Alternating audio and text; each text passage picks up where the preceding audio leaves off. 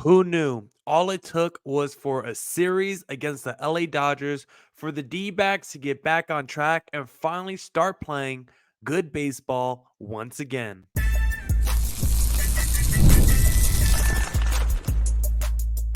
You are Locked On Diamondbacks, your daily Arizona Diamondbacks podcast, part of the Locked On Podcast Network, your team every day. Welcome into the Locked On Diamondbacks podcast, part of the Locked On Podcast Network, your team every day. You're listening to who? The always charismatic host of this podcast, Millard Thomas. I'm a multimedia journalist and I'm a graphic designer, so please go check out my website, millardthomas24.myportfolio.com. On there you can see all my latest work, from my packages to my articles to my photos and my graphic design. If you want to see more content by me, just follow me on Twitter, at CareerThomas24 for my personal account. On Twitter, look up Millard.Thomas123 on Instagram for my personal account there, or look up Locked on Diamondbacks, both Twitter and Instagram for the podcast handle. On today's show, we'll talk about the D-backs taking down the Dodgers in their series, and we'll rank all the D-backs players, not really rank, but we'll put them all into tiers based on their performances in 2024. So it should be a major and fun podcast for you guys today. Thank you for making Locked On Diamondbacks your first listen every day. I would not be able to do this podcast without you, my loyal listeners, sharing, subscribing, reviewing, doing all that so I could do this podcast for you. Thank you. It's free. It's available on all platforms. So please continue to tell your friends. And one of those platforms is YouTube. So please hit subscribe to Locked on Diamondbacks on YouTube. We're trying to hit 2,000 subs by the All-Star break. So please hit subscribe to Locked on Diamondbacks on YouTube. And today's episode is brought to you by Game Time. Download the Game Time app, create an account, and use code LOCKEDONMLB for $20 off your first purchase. Terms apply. Now let's get into the Locked On Diamondbacks podcast, and let's talk about that series against the LA Dodgers, because who knew? All it took was for the D-backs to play the best team in the NL West to finally look like a good baseball team once again. The D-backs have struggled for a lot of this season. They've had injuries to their rotation. They've had injuries to their lineup. They've had a lot of dudes in their lineup just go into massive slumps or just not be good in their second year in a D-backs uniform. Whatever the case may be, shaky bullpen play, whatever it is, whatever variable you want to say, the D-backs in a lot of different areas this season have just not been a good baseball team. But the last two games, this D-backs team has looked totally different than what we've seen, the last 25 games or so, because the D-backs in back-to-back games had a well-balanced offense. They had great starting pitching, elite bullpen play. They weren't making mistakes in the field. It was the D-backs that played a clean brand of baseball, and it was the Dodgers that made the mistakes that cost them runs on their scoreboard, and they were the team not coming through with runners in scoring position. It was like a flip of the two teams in this series, and I was totally surprised. In that finale, the D-backs shut out the LA Dodgers, and it was only the third shutout all year for LA. That tells you how well the D-backs played in that finale and how well they played the last two games. Now, if you're asking me, am I ready to say the D-backs are turning around their season? I'm not ready to go that far. I still need to see a larger sample size of consistency, but I will say this was a great first step in the right direction. Again, we need more consistency. We need a larger sample size, but up next with the Miami Marlins, this is a series that you could build momentum off of as you enter your next series at home against one of the worst teams in Major League Baseball. The offense in that finale, we got to see contributions almost from everyone. In game two, the entire lineup did get a hit. In game three, not the same case, but you did have 9 hits to just 8 strikeouts. So you actually had more hits than you had strikeouts with 6 runs. You were 3 for 6 with runners in scoring position. Great job by the offense. Corbin Carroll scored the first 2 runs of the ball game. Big triple by him. He had zero triples up until like a week ago. He has three triples in his last 5 games. Is Corbin Carroll starting to heat up?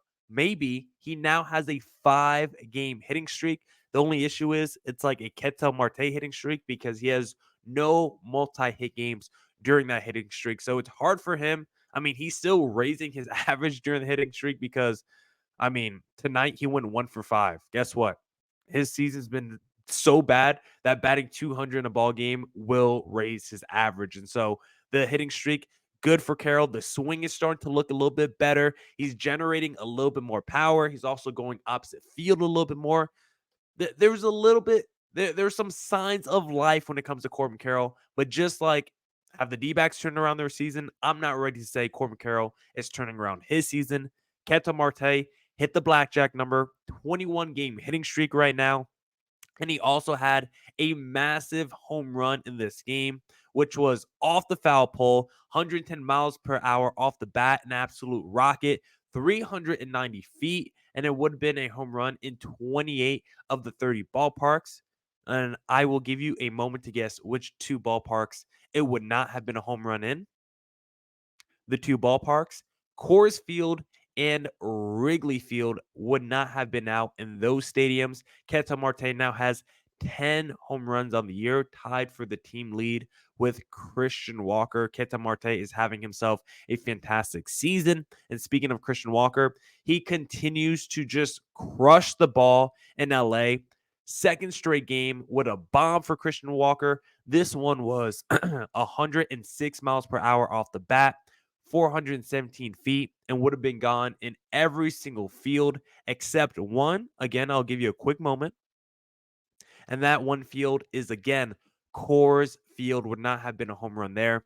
Christian Walker in his career in LA, in just the Dodgers ballpark, 14 home runs in 39 games, over a 300 average, over 1,000 OPS. He absolutely loves playing there. Then the other guy that we have to discuss, if he's starting to heat up a little bit, I believe he's heating up a little bit more than Corbin Carroll, because Lourdes Gurriel, during his 5-game hitting streak, does have a couple of multi-hit games and has hits in 6 of his last 7. So still too early to say the offense is starting to figure it out. Still need a larger sample size, but hitting streak by Corbin Carroll, 5 games. Hitting streak by Lourdes Gurriel, 5 games. Marte, 21-game hitting streak. Christian Walker, some power. We know what Jock Peterson has been doing. Starting to see at least some signs of life in the D-backs lineup. And then let's talk about the pitching, because Ryan Nelson, I don't know how he did it. He flirted with danger multiple times throughout the finale, but he kept escaping it every single time. I mean, especially the 4, 5, 6 innings, those middle innings really got scary, especially when you saw Shohei Ohtani stroll up to the plate multiple times with runners in scoring position, and Ryan Nelson kept battling back and making big pitches every time he had his back against the wall. Ryan Nelson just went fastball heavy, and he worked his cutter as a secondary pitch. He just turned into a 2-pitch guy whenever he faced some pressure, and he was able to get through it. And on the night, 5 innings, 5 hits, 5 strikeouts, no earned runs. Ryan Nelson lives to pitch another day. And then how about the D-backs bullpen, which has been such a big point of contention this year? Another game where it puts big zeros on the board. In game number 2, the D-backs bullpen gave up 0 earned runs. In the finale, 0 earned runs again. First of all, I mean, you could say everyone was a bullpen guy, I guess, in this one. I mean, you started off with a reliever in Brandon Hughes. Then you had Ryan Nelson come out the pen. Justin Martinez continued to put zeros on the board. Joe Mansply did his job for 1 out. Kevin Ginkel, 2 strikeouts, no earned runs. We love to see that. Then Bryce Jarvis closed it out, 1 inning, no earned runs, and a K. D-backs bullpen, electric in back-to-back games. And, you know, against this Dodgers lineup, I'm surprised how good the pitching has been in back-to-back games. And also, it was the Dodgers in that finale and in this series that made mistakes that costed themselves. They had wild pitches and balks by Tyler Glasnow, pass balls by Will Smith, errors by Mookie Betts. Like, all those mistakes led to runs for the D-backs. And so it was a great series for the D-backs. They got back on track a little bit. They looked great the last two games, played their best baseball in a very long time. And with the Miami Marlins up next, you can only hope the D backs can build momentum as they enter their next series.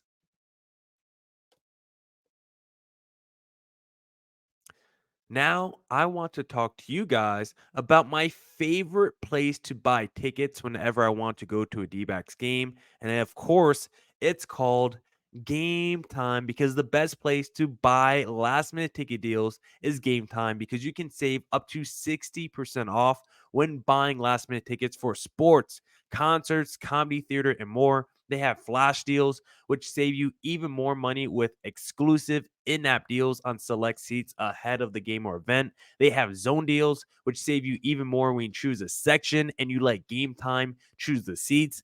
All in pricing shows you the total cost up front. No surprise fees at checkout. You can see the view of your seat before you buy as well. The lowest price guarantee, like Game Time does it all, folks. And if you are going to a game, concert, does not matter the event, go to Game Time to buy your tickets.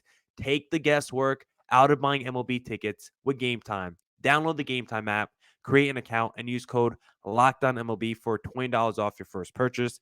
Terms apply. Again, create an account and redeem code LOCKEDONMLB for $20 off. Download Game Time today. Last minute tickets, lowest price, guaranteed. And if and of course, if you're placing any wagers on the D-backs to win it all this year or at least win their next game, then the place you want to go is of course FanDuel because it's winner take all time in NBA and NHL, and FanDuel is giving you a shot to bring home a big win of your own. Right now, new customers get $150 in bonus bets with any winning $5 bet. That's $150 to bet on spreads, money lines, player props, and more. My favorite thing to do is the same game parlay. Now that the D backs are starting to play a little bit better and Corbin Carroll's starting to turn it around, I'm starting to take Corbin Carroll over on total bases. Give me Ketel Marte RBI and give me that D backs money line. And when that hits, it brings a big smile to my face. If you want a big smile on your face, visit fanduel.com/lockdown and make every playoff shot count.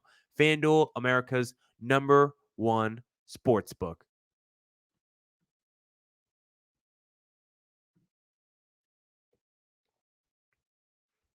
All right. Let's get back into the Locked on Diamondbacks podcast and let's do a little thought exercise. I actually stole this idea from Dalton Feely off Twitter because he did a little exercise where he put all the D-backs players into different tiers. And I thought this would be a fun game to do because we are now 50 games in. I think we could do this again at the All-Star break or around the 100 game mark, but these are tiers based off performances of how the players have played this season. So we'll go through each tier. It starts at the best and it quickly gets to the worst once you get to the bottom. So, tier number one, this is the All Stars. This tier is called the All Star tier. It's called that because these are your best players. These are your tier one players. And based off performance this year, I think you have to go with Ketel Marte, obviously, who is having himself a fantastic season, 21 game hitting streak. He has produced massive amounts of power, not just home runs, but when you look at the hard contact stats for Ketel Marte, some career highs, really just crushing the ball, fastballs, breaking balls. Ketel Marte has been phenomenal this year. And not just the offense. We talk a lot about Ketel Marte's bat, but also the glove. When you look at the defensive metrics on FanDuel, right now, you can make the argument Ketel Marte is the second best defensive second baseman in all of Major League Baseball. That's why Ketel Marte is an all-star and a tier one player for the D-backs.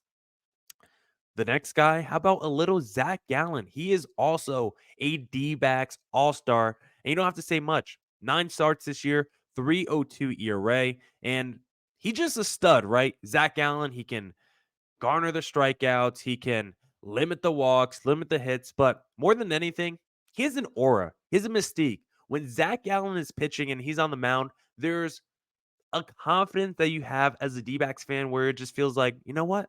everything's going to be okay. Doesn't matter how long the losing streak is, does not matter how bad the offense looks. When Zach Allen's on the mound, I'm like, okay, I know at least the D-backs are going to be in this ball game. He's going to give me at least 6 innings, 2 earned runs, and the D-backs are going to have a chance to win. That's all you want from your ace, a chance to win, be in every game, and dominate your opposing matchup. Zach Allen dominates on the highest level. Is he the Cy Young Award winner right now? No, but once again, when the season ends, he will be flirting with the award and he will be right there in the mix. Zach Allen is a tier one player for the D backs and a tier one pitcher in all of Major League Baseball. How about a little Jock Peterson? This one might be surprising, but you can't deny when Jock Peterson has played this year, he's been absolutely phenomenal. His numbers right now, I mean, he's got like a 320 average. He's got a near 1,000 OPS.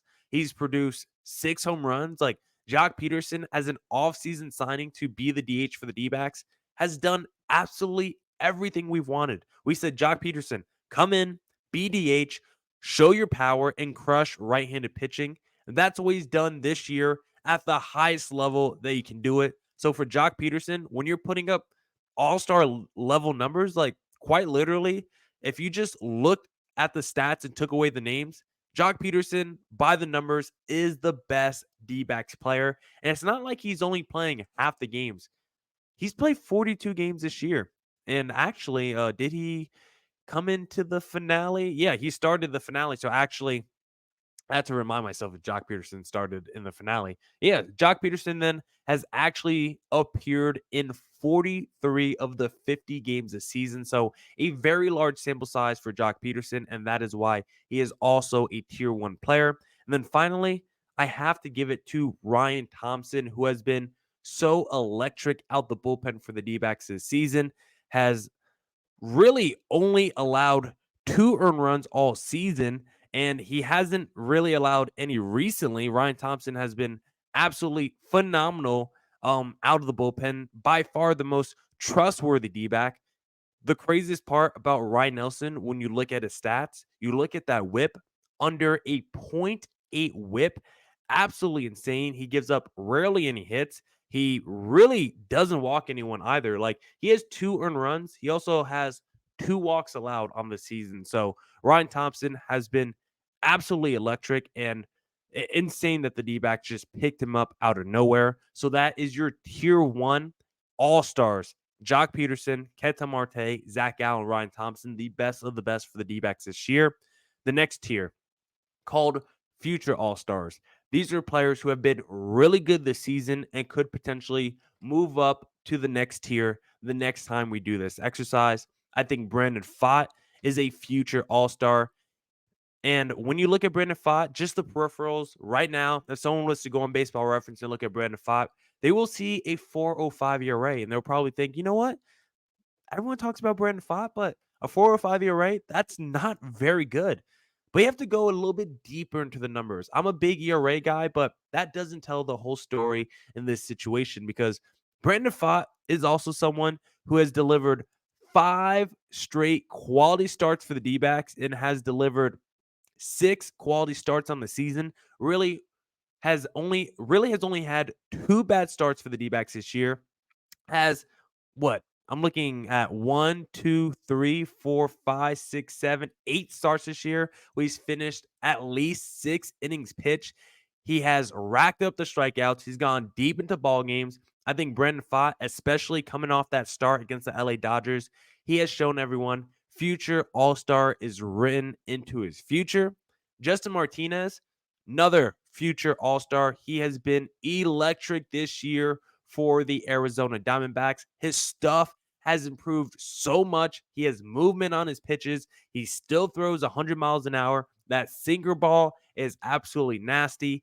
Justin Martinez has been godsend for the D-backs this year. He's racking up the strikeouts, and he's another one could see as, a potential setup man in the D-backs future, maybe closer post Paul Sewald. Justin Martinez is definitely a guy that can move into tier one in the future.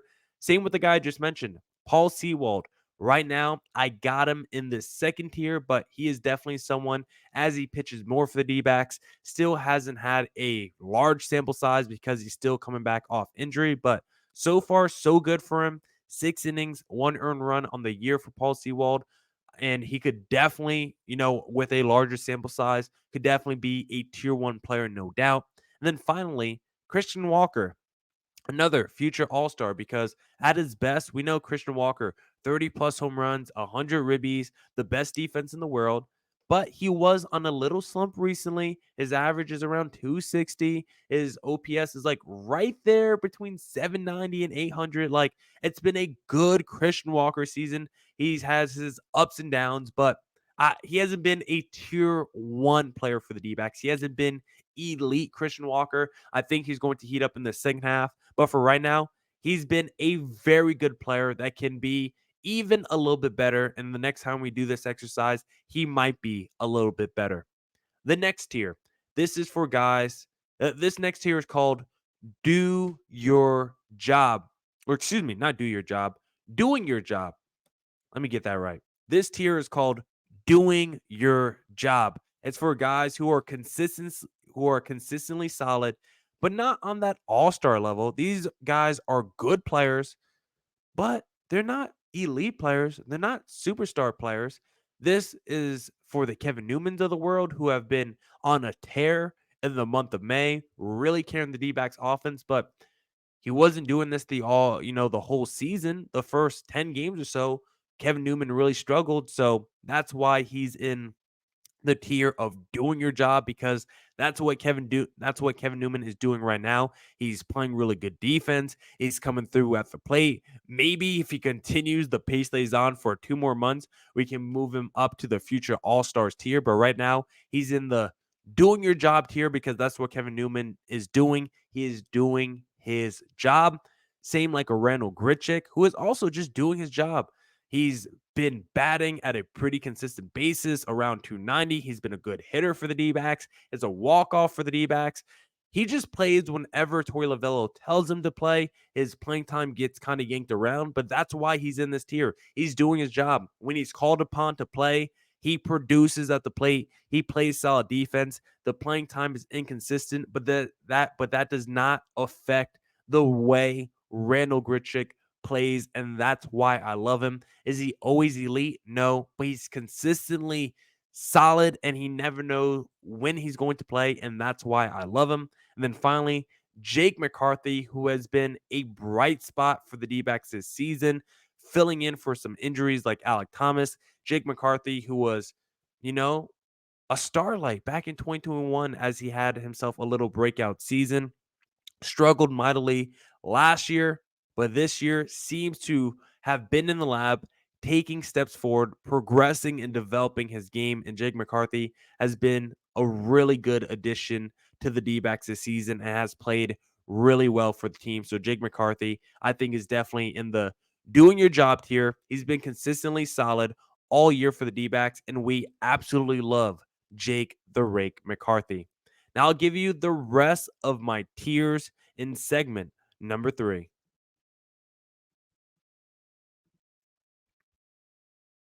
But hey, let me tell you guys about my favorite fantasy sports app called Prize Picks, because Prize Picks is America's number one fantasy sports app with more than 3 million members. It is the easiest and most exciting way to get in on the action while you watch your favorite sports and players. You just pick more or less on 2 or more player stats and watch the winnings roll in. Spring training is over and baseball season is officially underway. Don't miss your chance to add your favorite players from the Diamond in your Prize Picks entries.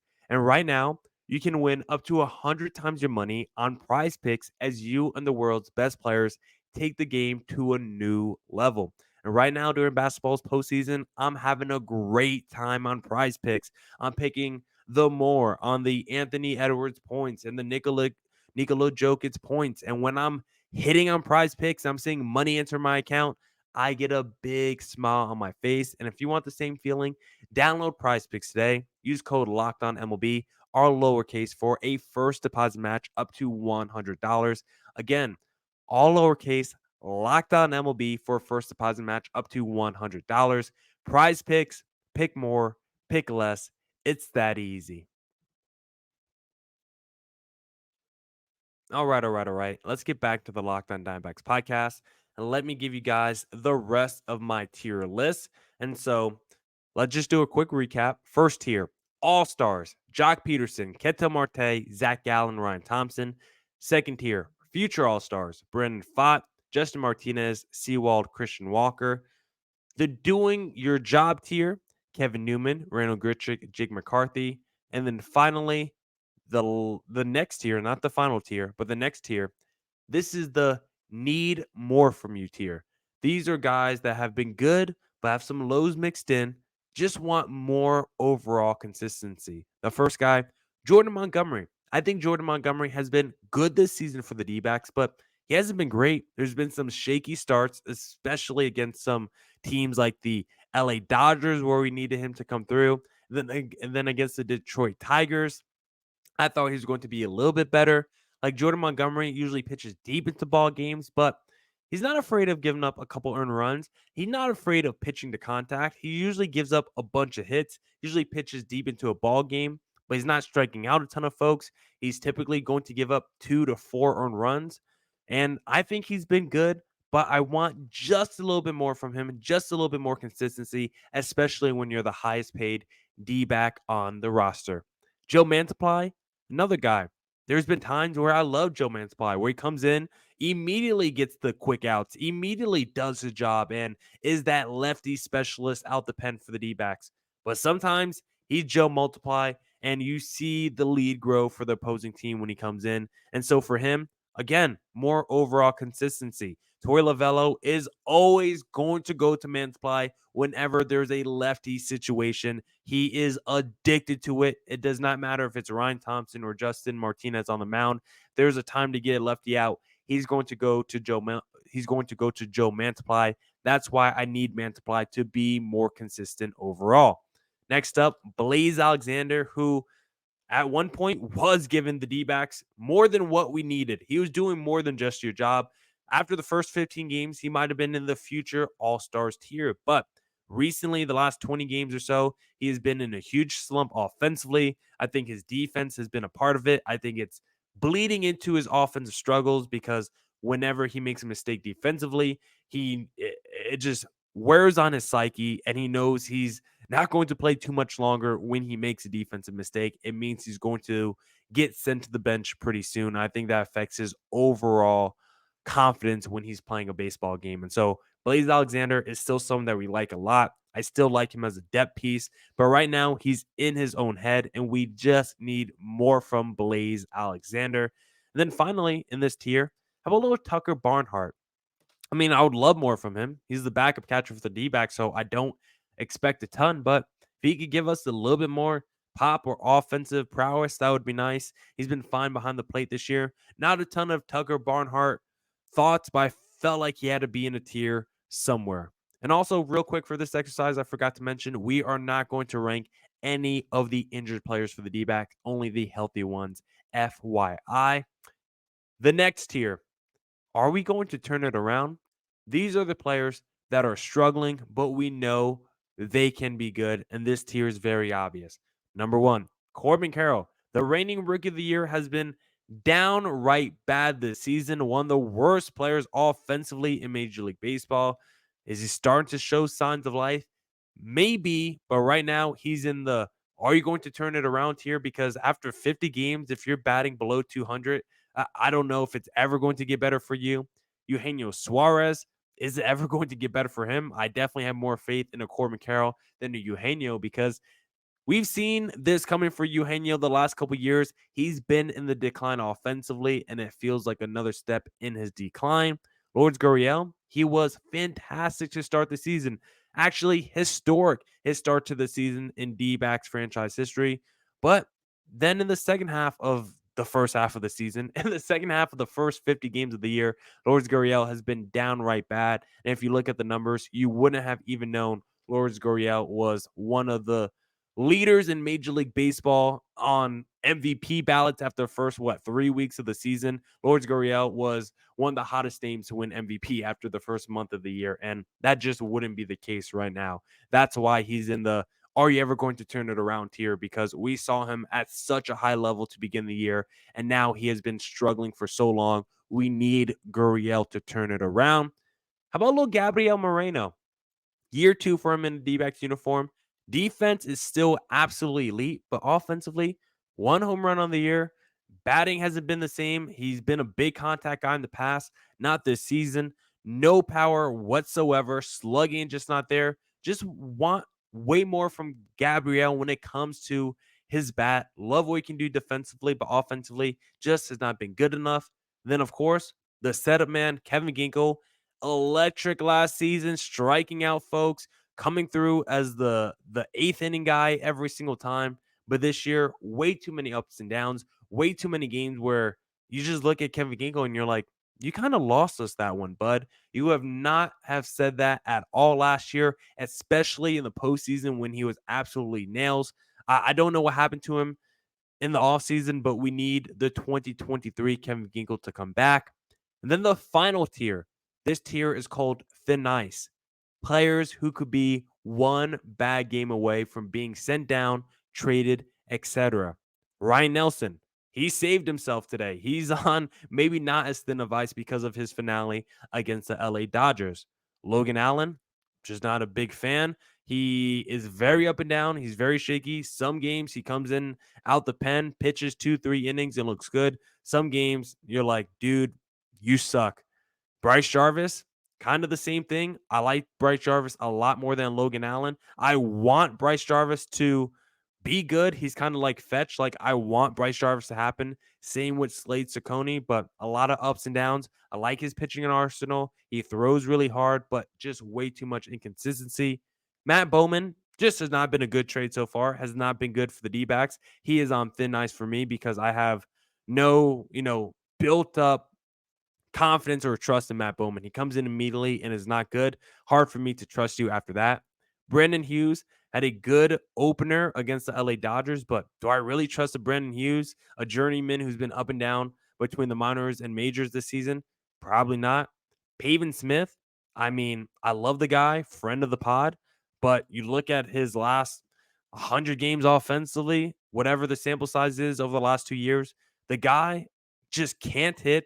He can't field. And I just don't know why the D-backs keep putting him out there. He's actually been fine this season, but for the most part, I think we all know what Pavin Smith is. And finally, Slade Ciccone, who was sent down recently, makes sense because he was definitely on thin ice after his most recent start. And we did see when you're on thin ice and you have a bad game, it does mean repercussions are coming for you. And that's what happened to Slade Ciccone. Bad start, and now he's back in AAA Reno. That's it for this edition of the Locked on Diamondbacks podcast. D-backs off day on Thursday, so we'll be talking with Sully Baseball about the state of the D-backs season after the first 50 games. So come back tomorrow for more Diamondbacks news coverage and insight. And as always, stay safe, stay healthy. Doses.